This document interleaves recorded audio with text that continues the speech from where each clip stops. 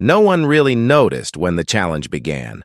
Not on the news, not on social media, not even in group chats, but word of mouth traveled fast in cities like Rilford, the kind of city where everyone's chasing something, where your reputation's just another brand to manage, and your story only matters if it fits in a caption, and it was in that kind of noise that the Silence Challenge was born. Just a random flyer stapled to a telephone pole, black text on gray paper, no logo, no sponsors, just a message. 100 days. No devices, no screens, no shortcuts, no connections. $10 million. One survivor of solitude.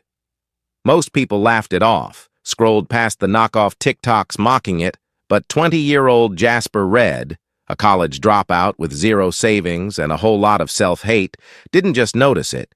He felt like it was aimed at him specifically, like the flyer had been waiting for him to pass by, printed for him alone, so he applied, figuring there was no way he'd get in.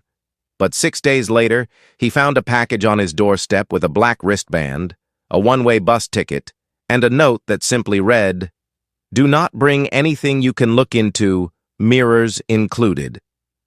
The next day, Jasper left everything. Phone, earbuds, laptop, even the mirror in his wallet his dad gave him for job interviews, and boarded a silent black bus full of strangers, none of whom spoke a word, and when they arrived 6 hours later at a sprawling, abandoned resort in the mountains, they were told the rules by a woman in a white jumpsuit with no name tag. Survive 100 days in the facility, no screens, no communication with the outside, no notes, no whistles, no tapping Morse code, no reflective surfaces, no contact from the outside world, not even emergency notifications, just you and the others. And the last person who doesn't crack, doesn't ask to leave, gets the prize. And the only way out, besides winning, is quitting. But if you quit, your footage gets released to the world. And suddenly, Jasper realized the true hook. They were being watched. They were being filmed constantly, from hidden cameras embedded in every wall, floor, lamp, and faucet.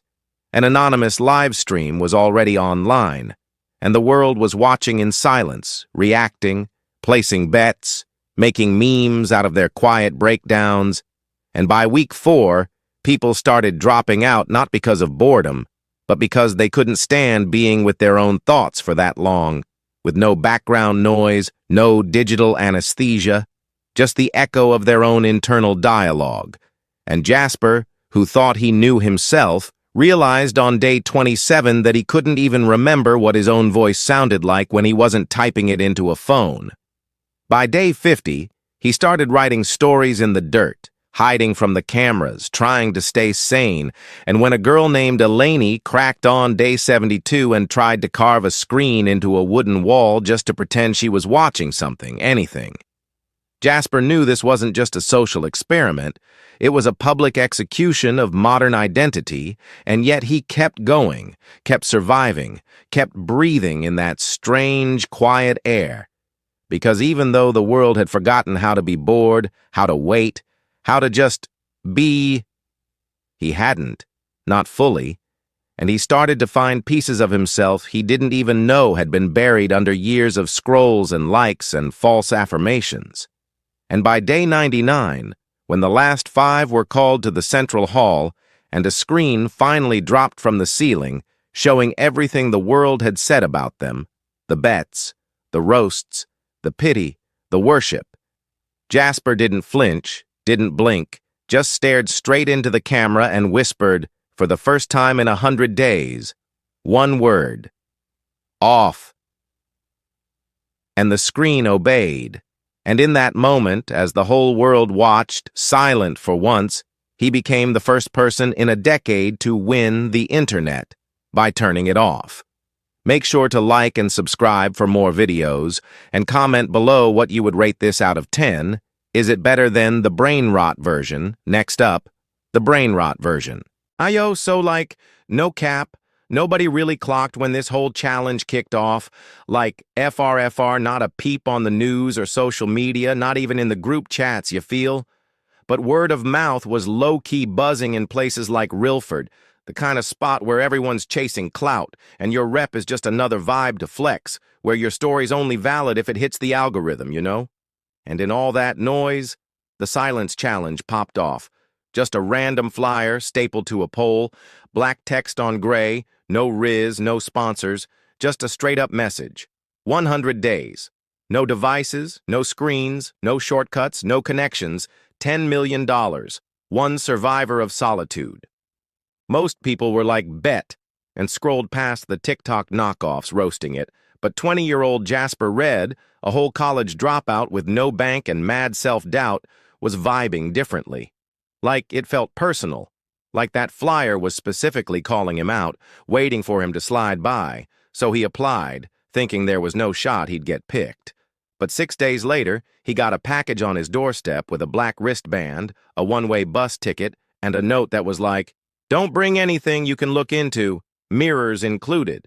The next day, my dude, Jasper, dipped out with everything. Phone, earbuds, even the mirror his dad gave him for job interviews. Like skibidi, he was ready to go.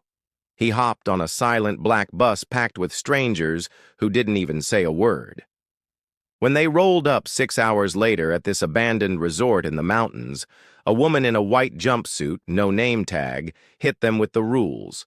Survive 100 days, no screens, no outside contact, not even a single hey to the world. Just you and the squad. Last one standing gets the bag. If you quit, your footage goes live, and trust, that's the phantom tax. Suddenly, Jasper realized they were being watched, like no cap. Hidden cameras everywhere, from the walls to the lamps. An anonymous live stream already on the net. And the world was just there, peeping in silence, placing bets, memeing off their quiet breakdowns. By week 4, AO peeps started dipping out, not because they were bored, but because they couldn't handle their own thoughts for too long, far FR.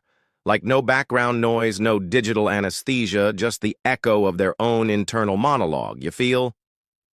And then there's Jasper thinking he was all self-aware and stuff, but on day 27, he realized he couldn't even remember what his own voice sounded like when he wasn't typing it into a phone. Low-key wild. By day 50, my dude was writing stories in the dirt like a whole Sigma, hiding from the cameras, trying to keep his sanity intact. When Eleni cracked on day 72, trying to carve a screen into a wooden wall just to pretend she was watching something, anything, Jasper was like, nah, this ain't just a social experiment, it's a public execution of modern identity, respectfully.